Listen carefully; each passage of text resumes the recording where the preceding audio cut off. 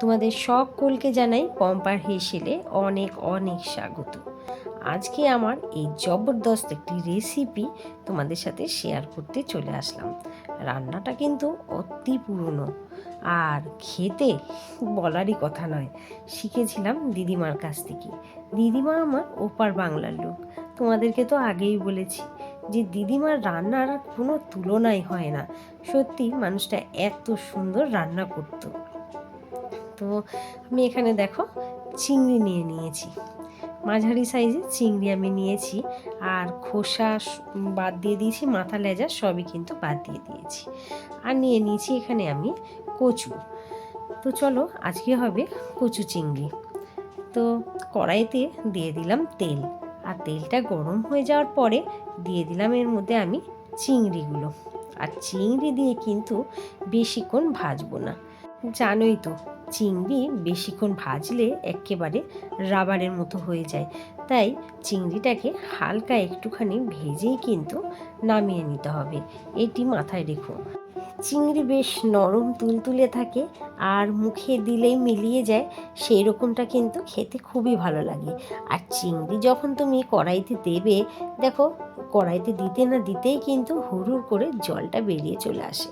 আর সেই কারণেই এটা কড়া আঁচে ভাজতেই হবে। আর এই যে আমার দেখো ভাজা হয়ে গেছে, খুব কিন্তু আমি লাল লাল করে ভাজিনি এখানে। তো দেখতেই পেলে। এবার আমি এগুলোকে তুলে নিচ্ছি, তুলে নিয়ে কড়াইটাকে আমি আগে ধুয়ে নেব। কড়াইটাকে ধুয়ে নিলাম কারণ চিংড়ি যখন দেখবে ভাজবে আর ওর যে জলটা বেরোয় সেটাই শুকিয়ে গিয়ে চারিদিকে এমন একটা দাগ করে দেয় যে রান্নাটা যখনই তুমি করবে না চারদিকে লেগে গিয়ে আর একটা পোড়া পোড়া কেমন গন্ধ এসে যায়। সেই কারণে চিংড়ি ভাজার পরে কড়াইটা ধুয়ে নিলেই ভালো হয়, না হলে আবার আরেক কাণ্ড হয়ে যায়, কড়াই এমনিতেও বেশি পুড়ে যায়। তো এখানে আমি দেখো কচু নিয়ে নিয়েছি, এখানে গাঁটি কচু নিয়েছি। আর এই গাঁটি কচুগুলোকে আমি ভেজে নিচ্ছি। এর মধ্যে দিয়ে দিলাম আমি স্বাদ মতো নুন আর সামান্য একটুখানি হলুদ। তো নুন আর হলুদ দিয়ে এটাকে আমি ভেজে নিচ্ছি। অবশ্যই কিন্তু ঢাকা চাপা দিয়ে ভাজবে। এটা ভাজা আমার হয়ে গেছে। এবার দেখো এগুলোকে আমি নামিয়ে নিচ্ছি। তবে কচু সিদ্ধ হতে তো একটু সময় লাগেই, এটা কিন্তু আমার এখন সিদ্ধ হয়নি। তবে রান্না করতে করতে ওই কষতে কষতেই অনেকটা সিদ্ধ হয়ে যায়। এবার ওই তেলের মধ্যেই দিয়ে দিলাম আমি পেঁয়াজ। আর পেঁয়াজ কুচিগুলো দেওয়ার পরে এটাকে আমি বেশটি করে কিন্তু ভেজে নেব। পেঁয়াজগুলো কিন্তু বেশ লাল লাল করে ভেজে নিতে হবে। আর যদি একটু লালচে টাইপের হয়েও যায়, মানে কালচে লাল, তাহলেও কিন্তু কোনো অসুবিধে নেই। কারণ যত লাল হবে তোমার ঝোলের কালারটাও কিন্তু বেশ সুন্দর আসবে। এবার দেখো পেঁয়াজটা আমার ভাজা হয়ে গেছে। এবার এর মধ্যে আমি দিয়ে দিলাম আদা আর রসুনের পেস্ট দিয়ে ওই কম আঁচে কিন্তু আমি এটাকে বেশ অনেকক্ষণ ধরেই কষাবো। এবার এর মধ্যে আমি দিয়ে দিচ্ছি জিরের গুঁড়ো, দিয়ে দেব হলুদের গুঁড়ো, আর দিয়ে দেবো এখানে লঙ্কার গুঁড়ো। এখানে আমি কাশ্মীরি লঙ্কা আর ঝাল লঙ্কা মিলিয়ে কিন্তু দিয়েছি। এবার এটাকে বেশটি করে কিন্তু কষিয়ে নেব। আর ওই যে অবশ্যই কিন্তু অল্প আঁচে কষাবে, আর যাতে মশলাটা পুড়ে না যায় সেই জন্য দিয়ে দিলাম আমি এখানে সামান্য একটুখানি জল। এবার এটাকে দিয়ে কিন্তু আমি ভালো করে কষিয়ে নেব। বেশ অনেকক্ষণ ধরে কষিয়ে নিলে ভালো মতো একটা গন্ধ ছাড়লে এবং মশলা থেকে দেখবে যখন তেলটা ছেড়ে এসেছে, সেই অবস্থায় এর মধ্যে দিয়ে দিচ্ছি স্বাদ মতো নুন, স্বাদ মতো চিনি, আর দিয়ে দিলাম টমেটো কুচি। দেওয়ার পরে কিন্তু আমি এটাকে বেশ ভালো করে কষাবো। তুমি যে কোনো রান্নাই যখনই দেখবে কষানোর বিশেষ করে ব্যাপার থাকে, তখন কষানোটা বেশ ভালো করে হলে কিন্তু তবেই সেই রান্নার টেস্ট আসে ভালোভাবে। এবার এর মধ্যে ওই ভাজা কচুগুলো এখানে দিয়ে দিলাম আমি।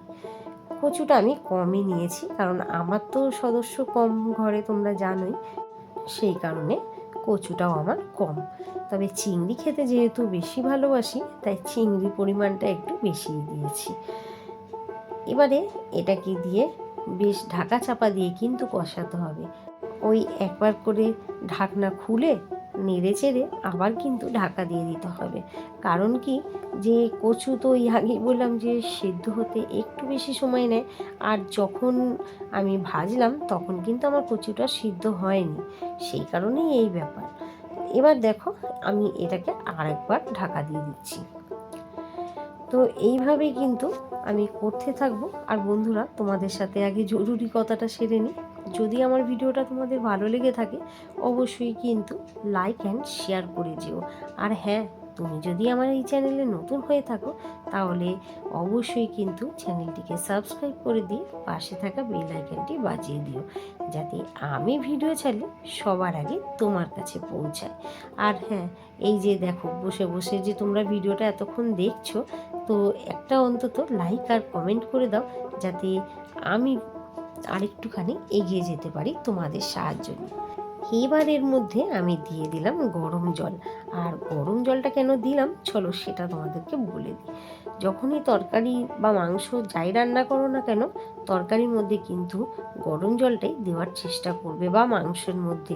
তাহলে কি হয়, রান্নার সময় দুটোরই তাপমাত্রা যদি সমান থাকে তাহলে তরকারির স্বাদটা আরও ভালো হয়। আর যদি ঠান্ডা জল দিয়ে দাও না, তাহলে স্বাদটা দেখবে একটু কিন্তু তড়িতফাত হয়। তো জলটা দেওয়ার পরে আমি এটাকে একটু ঢাকা দিয়ে রাখলাম।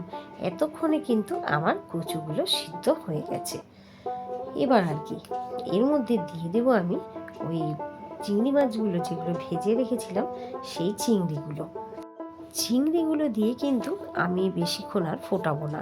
দেওয়ার পরে একটু ফুটিয়ে কিন্তু আমি নামিয়ে দেবো।